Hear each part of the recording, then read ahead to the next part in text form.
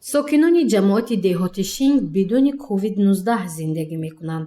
дар ин ҷамоати шаҳраки Панҷакент наздик 12 000 аҳолӣ дар 15 деҳаҳои хурду бузург иқомат доранд. котиби ҷамоати деҳот Шаҳриёр Зулфонов мебошад. ӯ мегӯяд, агарчи коронавирус ба қайд гирифта нашудааст, вале ин вирус таъсири манфии худро ба бошандагони ин минтақа гузоштааст. хушбахтона аз моҳи апрел то имрӯза дар ҳудуди ҷамоати деҳоти Шинг ягон нафар гирифторони бемории COVID-19 ба қайд гирифта нашудааст. пандемияи коронавируси COVID-19 албатта ба соҳаи иқтисодӣ на танҳо як худи ҷамоат, балки ба иқтисодиёти худи ноҳия низ таъсири худро расонд. зеро омадани сайёҳон ин як барои барошини сатҳи иҷтимоии аҳолии ҳудуди ҷамоат, ки дар ин ҷамоат 7 кӯли нозанин қарор дорад ва ҳар сол зиёда аз 5000 сайёҳон меомаданд. ин сол бадбахтона бо ин беморӣ ва манъ шудани гузариш аз хориҷони кишвар дар ҳамин ҷай сафи сайёҳон хеле кам шуд ва ин таъсири худро албатта расонда истодааст.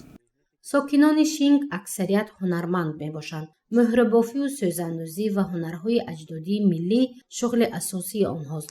харидорони маҳсулоти омоданамудаи сокинони ин ҷамоат сайёҳон мебошанд, аммо дар шароити COVID-19 маҳсулоташон бехаридор дар хона мондааст.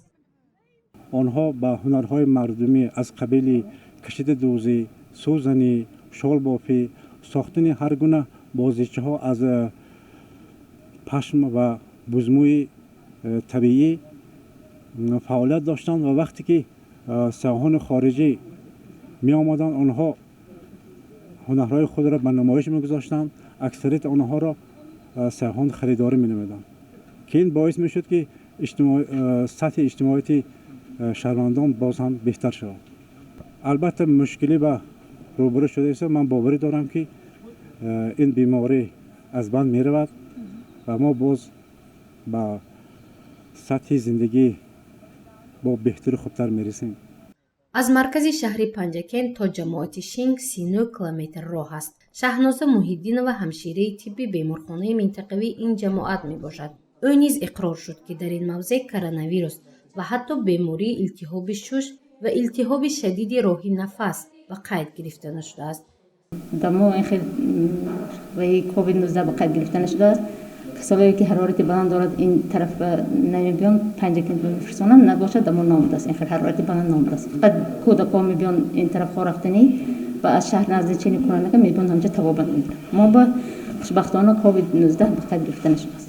новобаста аз набудани коронавирус дар байни аҳолӣ аз ҷониби мутахассисони соҳаи тиб корҳои безараргардонӣ ва чораҳои пешгирӣ ба роҳ монда шудааст. сокинони деҳоти дурдастарини ин ҷамоат аллакай медонанд чӣ гуна аз коронавирус худро ҳифз менамоянд. бино Муҳаммад Давлатзода, сокини 18-солаи деҳаи Нофин, ба суоле оид ба коронавирус чӣ медонед, посух гуфт.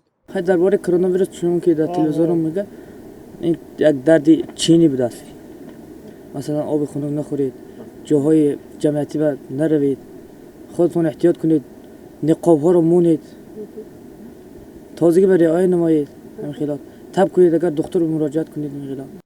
ба андешаи бино Муҳаммад, сокинони Кӯҳистон ва деҳаҳои дурдаст ба беморӣ гирифтор нахоҳанд шуд, зеро онҳо ҳамрӯза мавзеъҳои кӯҳии баланду пастро тай намуда обутоб ёфтанд, аммо пеш гирифтани чораҳои тозагиро шарти муҳим медонанд. 18 сол шуд ба ҳаминҷо зиндагӣ мекунем. хай организми одам ҳар ҷо ки вай шавад, кадом иқлиме ки афтид ҳамон ҷо вай мекунед. бояд ки мутобиқ шавед. дар деҳаи Шинг мавзеи сайёҳӣ Ҳафткӯл ҷой гирифтааст. сайёҳони хориҷӣ ва дохилии кишвар ҳамасола барои тамошои ин мӯъҷизаи табиат меоянд. некӯаҳолии сокинони ҷамоат бо ташрифи сайёҳон алоқамандии бештар дошт. ҳоло бошад пандемияи COVID-19 ба зиндагии муқаррарии онҳо таъсири ҷиддӣ гузоштааст. ҷавонони деҳа ба кор ба Федератсияи Русия низ рафта натавонистанд. мардум акнун бо чорводории кишту кор ва ҳунармандӣ рӯз мегузаронанд.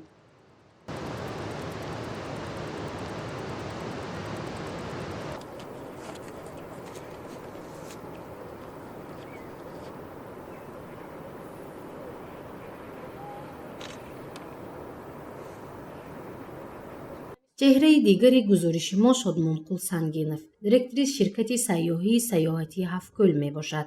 Ширкати ӯ 8 сол мешавад, ки дар ҳудуди ҷамоати деҳоти Шинг фаъолият мекунад. Ширкат имсол ба буҳрони иқтисодӣ рӯбарӯ шуд. Сабаби асосияш ворид нашудани сайёҳони хориҷӣ аст. таъсири хело зиёд гузошт. соли гузашта агар мо ҷамбулҷам зиёда аз 500 нафар сайёҳ қабул карда бошем, имсол мо ҳамагӣ 120 нафар сайёҳ қабул кардем, ки аз ин ҳамагӣ 13 нафараш сайёҳони хориҷӣ мебошанд. ва як чизи дигарро ман инҷо бояд қайд кунам, ки COVID-19 агар ба сайёҳати беруна ба қабули шаҳрвандони хориҷӣ таъсири калон расонда бошад, лекин аз дигар тараф ин як имконият ҳам дод, ки сайёҳони дохилии мо сафар намоянд ба шаҳру ба ҷойҳои диданибоби ҷумҳуриямон. вируси COVID-19 ба зиндагии одамони сайёра тағйироти куллӣ ворид кард. аз ин аҳвол ҷомеаи Тоҷикистон низ дар канор намонд. ҷое наравем, аллакай ҳама дар мавриди пешгирӣ аз ин вирус маълумот доранд. аммо муносибат ба пешгирӣ гуногун аст. тоифаи ҷавонон ҳанӯз ҳам дар ҷойҳои серодам, чӣ шаҳр ва чӣ дар деҳа реҷаи ниқобро риоя намекунанд. инҷо мушкили сари шинохти масъулият аст. онҳо агарчи худ гирифтор нашаванд ҳам эҳтимолияти сирояткунии дигар нафарони осебпазирро доранд. мафтуна Шукур ва Наимҷон Айюбов махсус барои пешгирии шарти саломат мондан аст.